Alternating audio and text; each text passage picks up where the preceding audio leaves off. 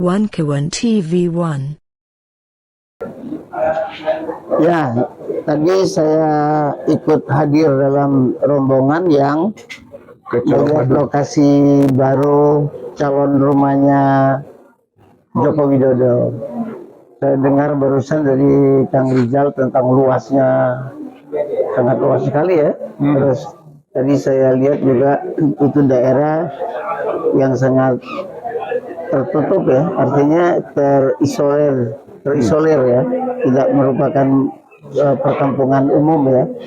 Jadi saya sudah lihat lokasinya, terus kita sudah memperkirakan kalau rumah itu akan dijadikan tempat untuk persembunyian yang sangat sempurna, baik dari pandangan masyarakat sendiri terhadap isi rumah orang-orang itu, atau isi daripada bunker itu ya. Jadi kita mau mencoba mencocokkan beberapa hal. Tadi saya sempat mengintip keadaan itu. Jadi saya pikir kalau memang itu dijadikan lokasinya memang benar, cocok ya. Artinya memang hampir rata-rata orang-orang penguasa kaya seperti yang kemarin pernah terjadi di Korea, pernah terjadi di mana-mana itu, memang lokasi istana perumahan mereka itu jauh dari perumahan masyarakat umum, keramaian. Jadi saya tadi baru sepintas. Jadi saya ingin menjelaskan bahwa yang disebut bunker itu adalah sesuatu yang tersembunyi dari sejumlah uang yang dilakukan oleh penguasa. Ini yang disebut dengan kejahatan oleh kekuasaan. Nah, kita pada zaman-zaman kita di zamannya Bung Karno, kita pernah dengar di Swiss, di mana uang dana revolusi zamannya Bung Karno, sampai sekarang juga masih jadi bisik-bisik. Ada yang kotak emas yang segi 4 itu, yang bentuknya seperti itu. Nah, yang sekarang ini kita lihat dari beberapa negara juga para penguasanya melakukan hal yang sama terhadap penyembunyian itu. Jadi kita akan melihat, karena sekarang ini teknologinya sudah semakin maju, kita lihat ada artis yang bisa mengumpulkan uang juga ratusan triliun, yang naruh uang di beberapa negara, terus mengumpulkan dana-dana dari para penjahat, dari koruptor-koruptor, terus dilakukan sembunyi ya pada satu orang.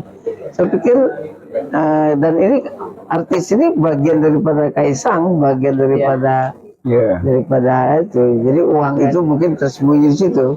Jadi yang disebut sama Abdillah Badrun 984 triliun dana APBN itu dilakukan oleh korupsi yang seperti itu.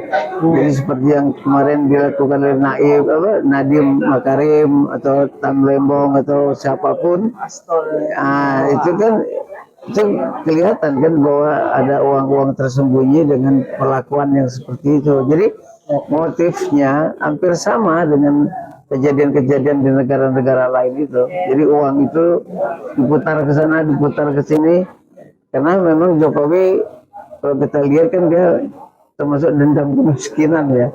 Dia kepingin sekali jadi orang kaya. Jadi itulah yang dia lakukan. Ya, kekuasaan cenderung begitu. Jadi ini kejahatan oleh kekuasaan.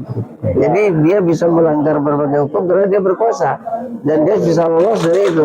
Tapi kan kita melihat bagaimana kejadian di Filipina kemarin kan, waktu Marcos. Kita melihat juga kejadian Chun Dong-hwan waktu di Korea atau di beberapa negara. Ini sebenarnya bagaimana masyarakat Indonesianya, apakah disiplin terhadap penegakan hukum.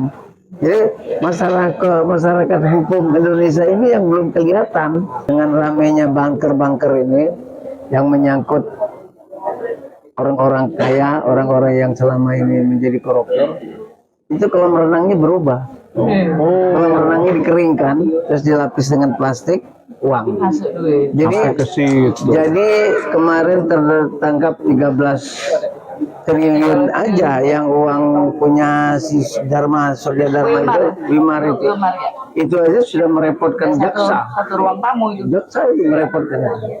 Jadi bunker yang sekarang ini ada adalah peti kemas, dimasukkan ke dalam peti kemas itu, dalam satu kemas itu bisa berapa ratus miliar itu. Peti kemas itu apa namanya, kontainer gitu. Kontainer. Nah, terus sekarang ini modelnya udah mulai kolam renang. Karena hampir rata-rata mereka ini orang kaya, Ya. rumahnya besar, Ya. dan pasti punya rumah kolam renang. Ya. Nah, karena gonjang-ganjing masalah bunker ini semakin santu, ya mereka mengeringkan kolam renang itu, Diisi. dan itu bisa masuk ratusan miliar. Iya. Itu sekarang nuansanya akan ke sana.